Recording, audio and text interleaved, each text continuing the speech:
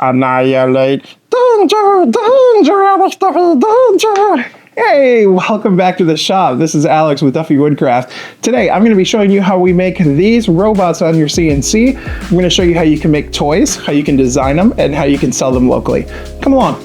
Okay, so I'm in VCarve Pro here, and I wanted to show you how I designed my robot. First of all, I went ahead and made all the little pieces from basically a sketch that I had made. So I made my little head, I did my little track pieces here, the arms and the body, which is actually upside down of how it's going to be made.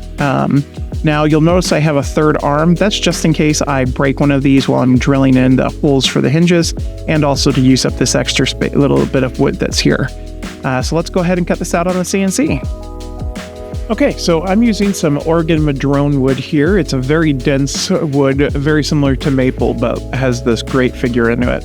I'll cut it down on the miter saw, and then I'll bring it over to the CNC. I'm using some double-sided tape to stick it down. I'll clamp it, and then zero up the bit. And now it's time to run the CNC. It's going to take about 45 minutes in total to run this project. We're going to start with the little B bit for all the little details, and then we'll move over to the 1/4 inch down bit, the downtown Jenny, to cut out the project. Both of these bits can be found in the Next Wave starter kit from Cadence Manufacturing. You can see them in the description below or on Cadence Manufacturing's website. If you use code DUFF5, you'll get a discount at checkout. Normally CNC jobs go without a hitch. This one had a hitch. Oh no, it all went wrong! You can see the bit actually gets jammed in the dense wood here and then starts pulling the piece with it, moving it from the clamps. So unfortunately that was scrapped and off to a second cut. Once the second cut is finished, I'll take it off and remove the double-sided tape. I'll then use my chisel to hammer off all the tabs and then cut away any excess. This week's video is sponsored by Wisebond Epoxy. I'm using their tabletop epoxy to fill in the details. In this case, I'm going to add some blue colorant for the body and then black for the eyes. I added some glow-in-the-dark pigment to add just a little extra pop to this, and then I'll let it harden overnight and try assembling. So here's a good example of why I always just cut one instead of doing a full production run to begin with. So this is prototyping for me, and it's because I am using these little barrel hinges, and I'm tightening it up here so you can see what it would look like completely closed.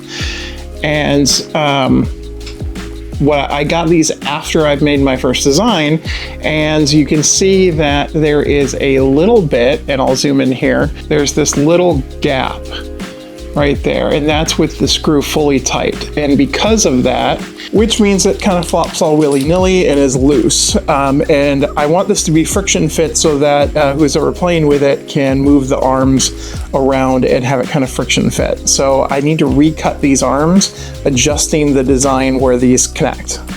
I modified the design in VCarve, and then it's back to the CNC to cut out those new arms. Next, I'll head over to the drum sander and sand all the pieces with epoxy flat.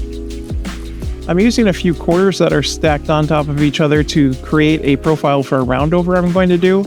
But first I'll tape up the arms so that they're put together and then run them over to the drill press, sorry for my arm in the way, and drill out the holes needed for the hardware.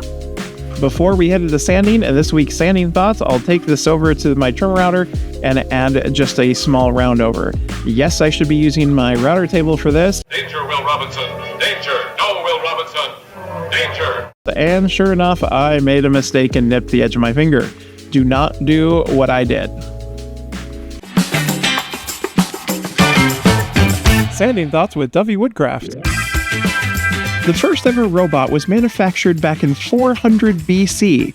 Archeatus, a renowned Greek scientist in ancient times who contributed to the research and development of mathematics, philosophy, and astronomy, created the first robot, a flying bird with a wooden body that used steam energy for flying. If you remember before my boo-boo, I added that roundover to these pieces.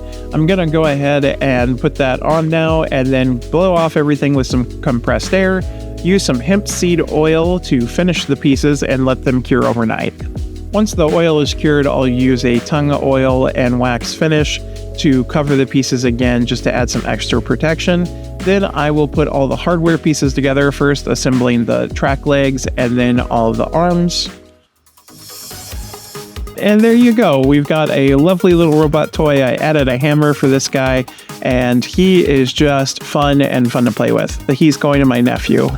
So let's talk about costs for this project. My total wood cost was $19.30. I used about 50 cents worth of epoxy and $3 of hardware, so my total cost was $21.80. CNC time was 45 minutes, and human time was about 3 hours to get everything finished. Thanks so much for watching, guys. If you're new to my channel, please leave me a like and subscribe. It helps my channel grow, or check out one of these new videos. Bye-bye!